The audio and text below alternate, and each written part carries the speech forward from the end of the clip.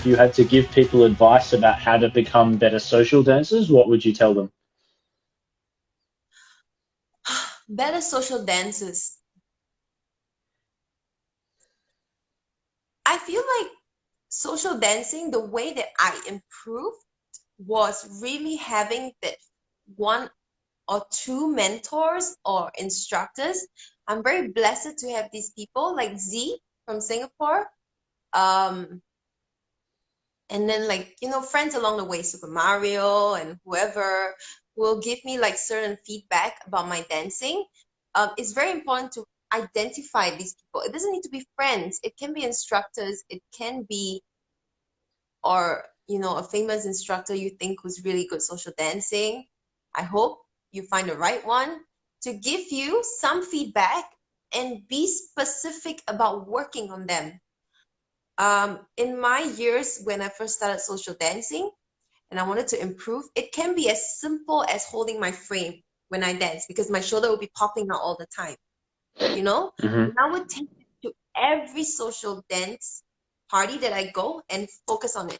That's my one focus for that night, working on my frame, you know? And then Hmm. on another night, it could be like cleaning up my footwork. On another night, it could be like spinning. I would tell the guys, hey, can you spin me tonight? Like just go for it, I would tell my friends to do that. So you need to set specific goals and like I mentioned previously in this interview, find your bad habits, find an instructor who can give you the good feedback and take it to your social Hmm. dancing and apply it one at a time. Don't try and do everything. It's Yeah, of not course. possible. I'm not able to, and I feel that I can multitask pretty good. So don't focus on five things, focus on one, you know, your connection. Just that. Uh-huh. And do it for not one night, but 2 weeks, 3 weeks, until you feel like, you feel better, or you ask somebody if your spinning has gotten better, or check back with your instructor again, and then work from there. How do you work towards developing your own style? This is a very interesting question. I have not replied a question like this. Okay. I feel that people get trapped in styles. And they call it a style. No, it's not a style. If you're trapped in your style, it's not a choice. It's probably made up of habits that you're used to or that are not you're not able to break. So first I want to address what is a style. A style is something you choose to have, not something that you're stuck in. If Okay. today, I'm not saying this is a bad thing, okay? I'm giving an example.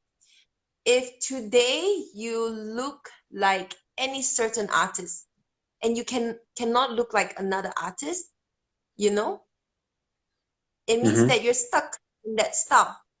You need to be able to switch to say that you truly picked your style. If you learn Mm. with an instructor for 3 years and you look like that person, but when you try to learn something from me, you still look like that person and you're not able to break the habits that this person has given you, it's not a style. That I want to Mm. address first.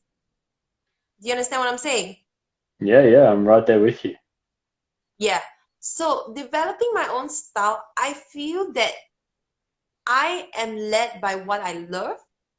So I love body movement. I feel that maybe because I'm good at it, I might be a little bit biased because I've been training and prioritizing my body movement training. So when you're good at it, you kind of you like it better, right? Hmm. But it could be a tip. Pick something that you're good at and try to prioritize that in your dancing. Some instructors are known for flavor. Some instructors are known for crazy musicality. Some instructors are known for clean footwork. Like Eddie Torres Jr. is the sickest guy in the world in terms of footwork, in my opinion. Hmm. Right? So pick something that you like and maybe work towards it. Find the people who has what you like. If you like body movement and maybe you see me, you're like, oh wow, Brenda has good body movement. I want to learn from her. If you like footwork, find the artists that have sick footwork and work towards that and then develop your style, you know? And then maybe further on in your life, you're like, I've gotten the footwork done. Now I want more arm stuff, So Hmm. you slowly try and put in more stuff I feel that a Hmm. style is very much a preference of what you like to do, you know? For me, this is Hmm. how I see it. While I'm talking, I'm slowly starting to realize it, you know?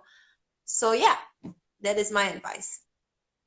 So, would you recommend for people that want to further develop their styles to start drawing on other styles of dance? Like, do you feel like your bachata influences your salsa somehow, or do you feel like your traditional Indian or Chinese dance somehow has influenced your body and how it moves? Like, obviously, you have a Latin movement, but do you feel like other dance styles can help contribute to your own personal style?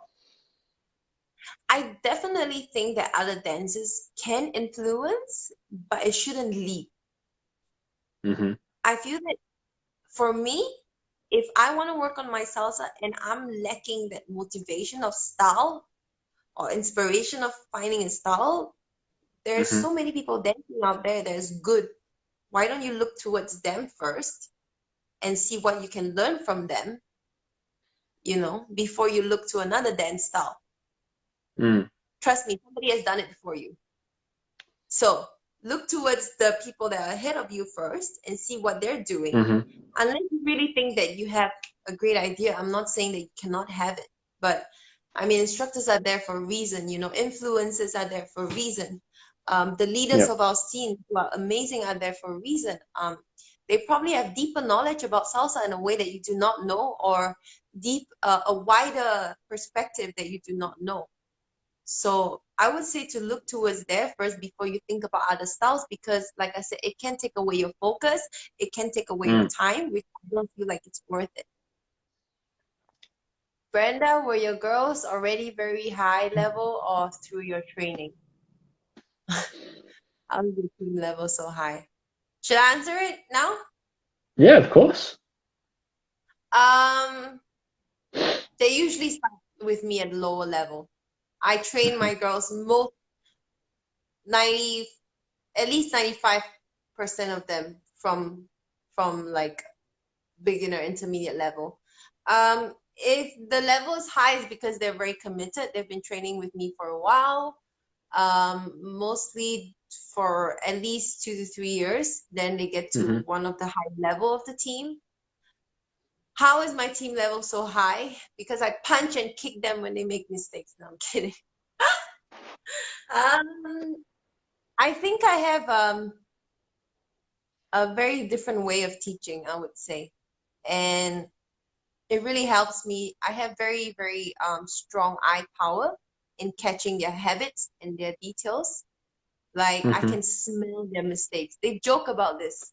Like they're like, don't worry, no matter where Brenda is standing, she will smell your mistakes.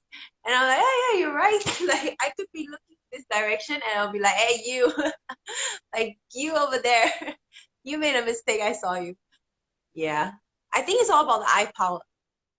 When Gotta, you're as when a you're training your team, how many hours per week would you train, like for one choreography? It really depends on how close the performance is. If the performance is not so close, we train about 2 to 4 hours on a choreography. It's Per not a week. lot, huh? Yeah, it's not a lot. You have to understand that the culture in Asia is different from Europe and from America. Oh, wait, shit. In Asia, people have their full-time jobs, and there Yep. are very few dancers who see this as like full-time thing. It's very much a hobby, and Yep. they have very, very little leave at work. Hmm. You know what I mean, right? Yeah. Yep. So here we don't get the luxury of training whenever we want. I have to follow their schedule. Let's begin Hmm. there. If I don't follow my schedule, I don't have a team because they're working 9 to 5 or 9 to 6 actually, and they come in after.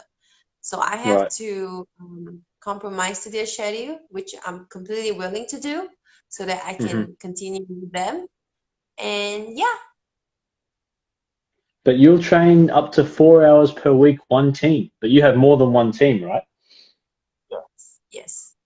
And some of them are also in my other classes or in my other teams or they join my other projects. So um, very different levels of commitment. There are some that are just committed to that 4 hours. There are Yeah. some that I see almost every day.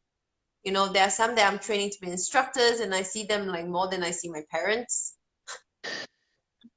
So it depends. It depends on the period, on what their interest is, Hmm. whether they do both salsa and bachata. It's all different.